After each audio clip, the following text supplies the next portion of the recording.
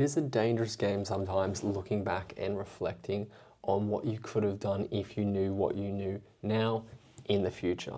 But I do it every now and then, and it's funny, right? So I'm looking back on the journey that I've had to get where I am now.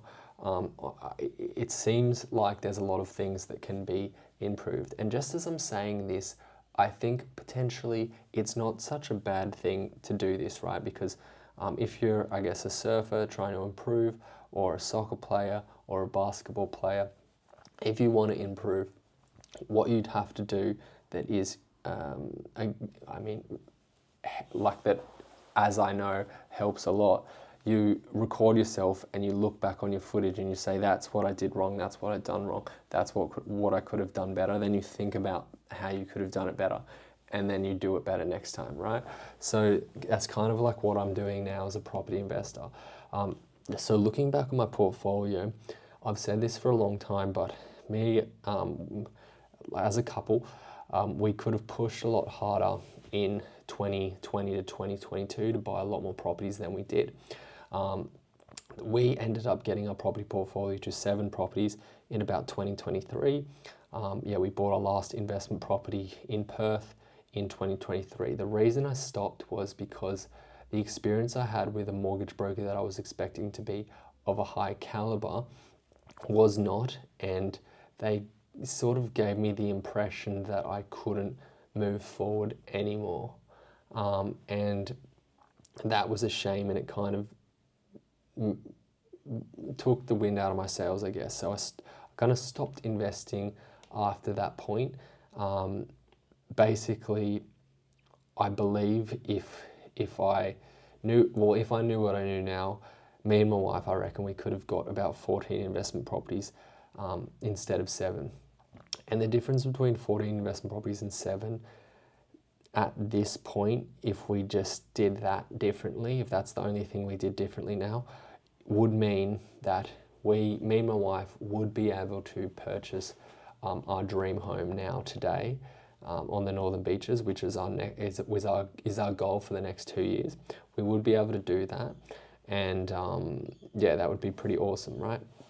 We'd have to sell some investment properties, obviously, and we could do that, but we didn't, and it's all good. But another thing that I'm reflecting on is, I personally, like, my wife's continued to invest over the last, say, 3 years or 2.5 years, but I actually have not until recently. I bought another 2 investment properties recently, but that has been about roughly 2 years, 2.5 years since I've bought an investment property, which is I kind of scratch my head and go, there was obviously reasons why I didn't. I was trying to start a business and doing this and the other, and I thought I couldn't buy investment properties anymore, but it really doesn't matter.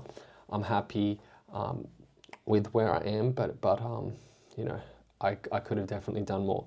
All I can do now is go, what is the opportunity in front of me right now, and what can I do with this? So I'm looking to push forward as hard as I possibly can to buy as many investment properties in the next year, and continue to push forward and to continue to buy as many investment properties as I possibly can to get to financial freedom, right?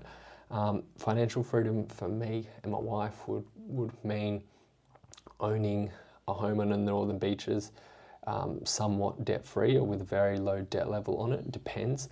Like, I would be happy with owning, like, say, I'll call it like an entry-level beach home in one of the nicest areas in the Northern Beaches. When I say beach home, I mean something within about 700 meters of the beach, a kilometer from the beach, in Kelco, freshwater, or somewhere around there. That's what I mean in entry level. And buying that, with very, very low debt or no debt at all would be my idea of financial freedom. And another version of that could be buying, let's call it, buying a different type of home and stretching a little bit more, getting a bit more debt on it, like, say, $1 million or $2 million of debt on a home, our dream home, and that would be a more expensive home, obviously. And the reason is we would go into a home like that is because maybe it has a beach view, or maybe it's like a lot nicer, like on the you know, 1 or 2 streets back from the beach or whatever, or like really good beach views or whatever. But yeah, we would go into a debt position on our home and do that. I would consider that, I don't know if I'd consider that financial freedom, but I would consider that successful doing that. So that there are 2 options of what we want to do in the next 2 years. And the most ideal way to do that would be sell no properties, refinance all the properties, and pull equity out and buy the properties with cash or whatever. Another way would be sell all the properties and then buy a property with cash. That's our sort of 2 options there, right? So obviously keeping every single property, selling none, and just using a refinance would be the ultimate position, because our total asset base would be much larger.